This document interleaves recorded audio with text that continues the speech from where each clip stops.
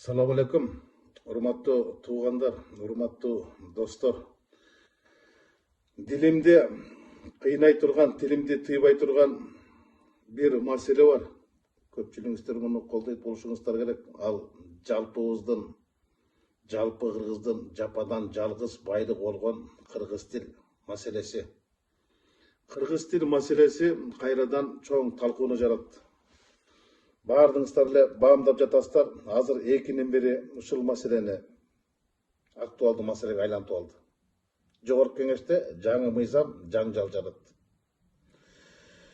Журналисттик мезгилимде, депутаттык кезимде бул маселени байма-бай көтөрүп чыккан адам катары, инсан катары, жөн эле тилге күйгөн адам катары бир кездерде президенттин тил боюнча улуттук комиссиясын жетектеген жетекчи катары ушул маселе келгенде өзүмдүн оюмду ортого салгым келди, атоолдук парызымды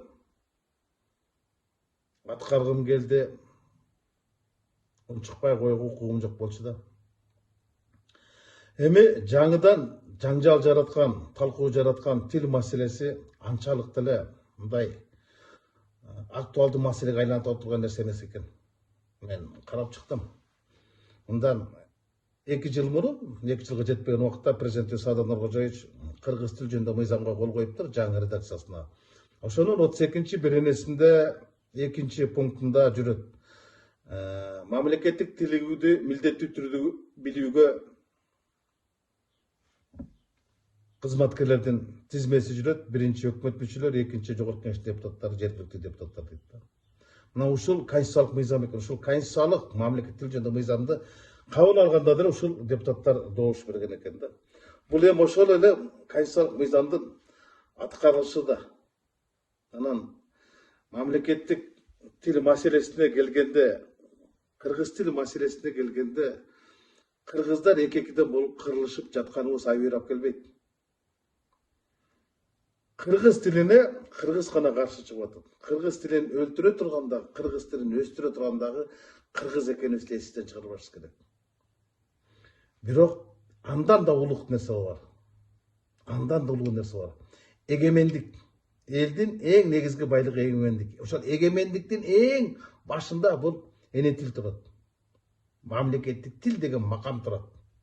Мына ушул элибиз эгемендик ала электе тилибиз эгемендик алган. 1989 жылдын 23 сентябрында ошол кездеги Кыргыз СССР жогорку советтин депутаттары мамлекеттик тилге макам берген, эгемендик берген. Тилге дегеним элибизден мурун тилибиз эгемендик алган.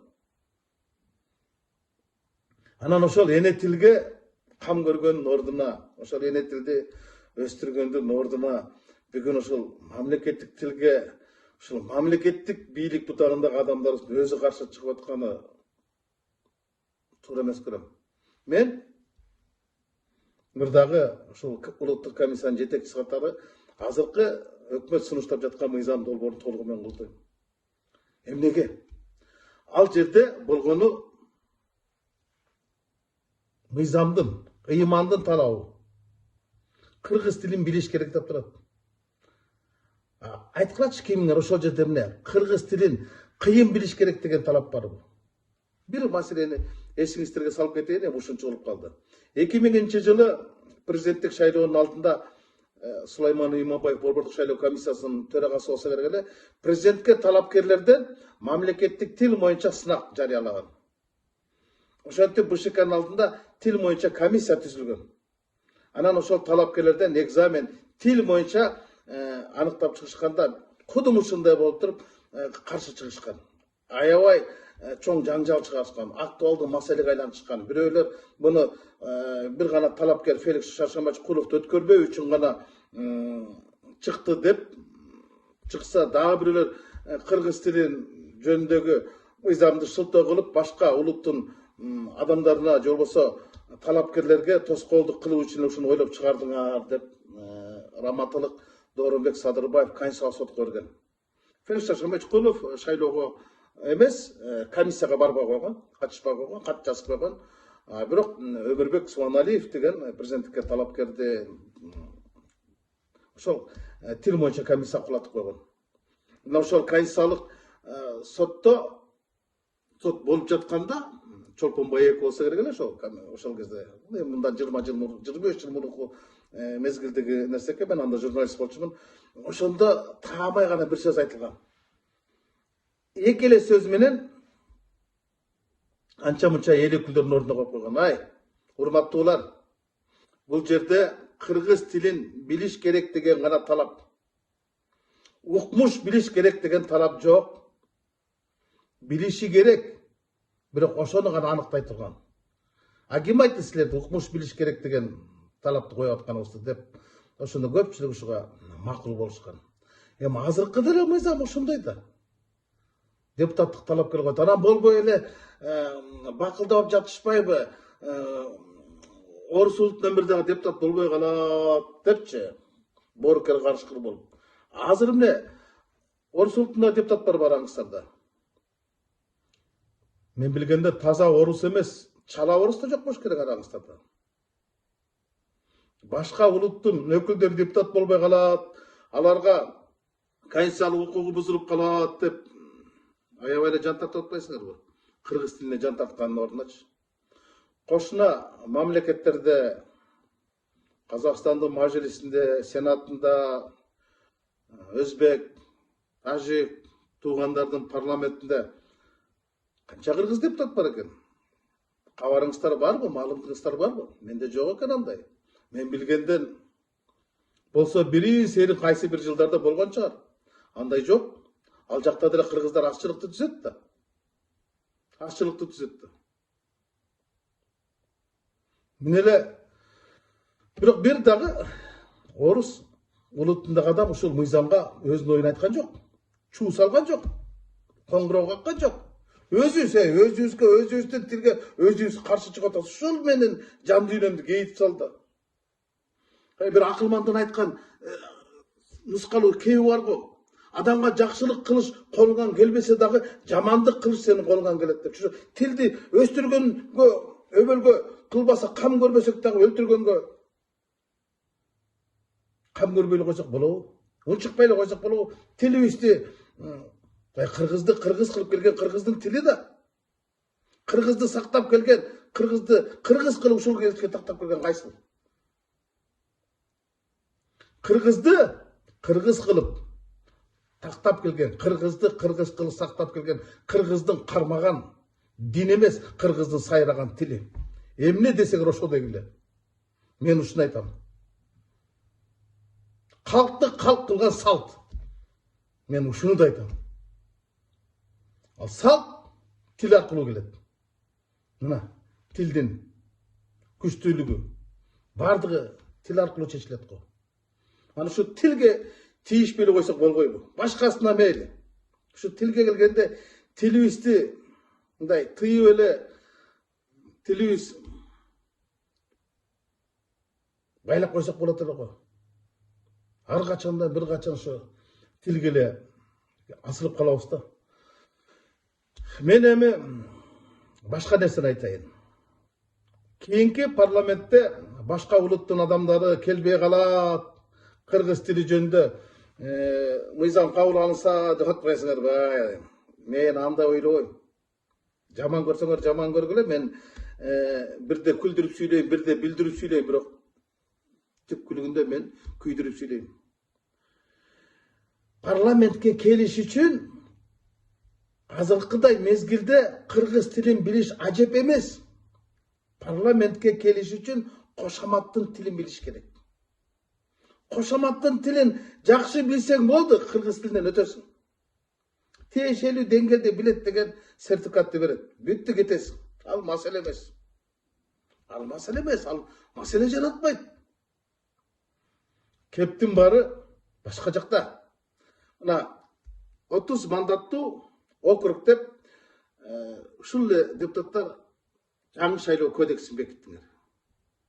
Мына ушул тоскоолдук жаратат. Тил эмес. Ал тил башка маселе. 30 мандаттуу округтан бир дагы орус улутундагы талапкер жеңип келе албайт. Мен бөркүмдөй көрөм. Кимиңер менен болсун да мелдешем. Азыр деле араңарда жок деп беребиз. Кайсы округтан жеңип келет деп айта аласыздар. Мына тоскоолдук жарата турган ошол мажоритардык коет, мажор деген байманаптык эле округда шайлоо кодексте ошондой кылбадылар. Мына ушул коркунучтуу. Ал эми башка нерсе, ал тил башка, тилге келгенде ал башка. Аны шылтоо кылбаңыздар. Башка улуттан адамдар келип алат деп. Могу мажоритардык шайлоо кодексинен келбей калат.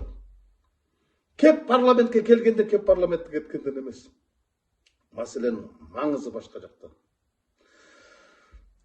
Кыргыз тилин билиш керек, тиешелүү деңгээлде билиш керек деген мыйзам талабы ал эч кынтыксыз парламенттен өтүшү керек.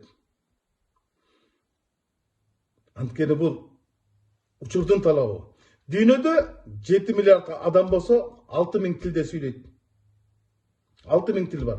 Ошол 6000 тилден 3000 тили жок болуп бараткан тилдер деген макамы бар. Ошол тилдердин арасында кыргыз тили да бар. Жок болуп бараткан тилдердин арасында. Анан бул эне тил деген бул энебиздин эмчек сүтүнү менен келген тил да. Эне тил деп ошончо айтылат да. Энеңдин тили деп. Биз мамлекеттик тил деп айтпайбызбы? Бул эми макам да, ал жөн эле юридикалык термин. Чын-чынына келгенде бул атабыздын тили да, манастын тили да, ата энеңдин тили да. Ошон үчүн Байдылда Сарнакоев айткан да, эне тилин билбеген эси жогун аныктайт. Эне тилин сүйбөгөн элин сүйүп жарытпайт деп. Дегеним ата энесин сыйлаған адам ата мекенин сыйламак беле деген кеп да. Кандай болгон күндө дагы тил маселеси келгенде биз титулдук улуттун өкүлдөрү бир типтүү калк кыргыздар кыргыз тилине келгенде жок дегенде тилибизди сайрап тишибизди кычыратып эле койсок да, мен ушуну гана айткым келди. Байдылдан дагы бири бар, экинчиси бар. Уй мөөрөйт, уйдун тилинде, кой маарайт, койдун тилинде, уй менен койго жетпедик улуттун тилин билүүдө дейт. Дагы кандай нерсе керек? Сезимди ойготуш үчүн.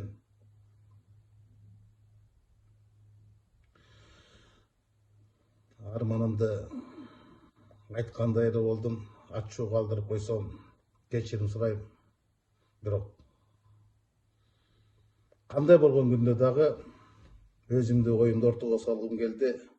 Кыргыз тилине кыргыз каршы чыкпаш керек. Кыргызга кыргыз кырсык кылбаш керек. Кыргыз тилин кыргыздын билбей калганы бул кырсык, тилекке каршы бул чындык. Ушуну гана айткым келди. Каты кетсем кечирим сурайм. Бар болуңуздар, туугандар.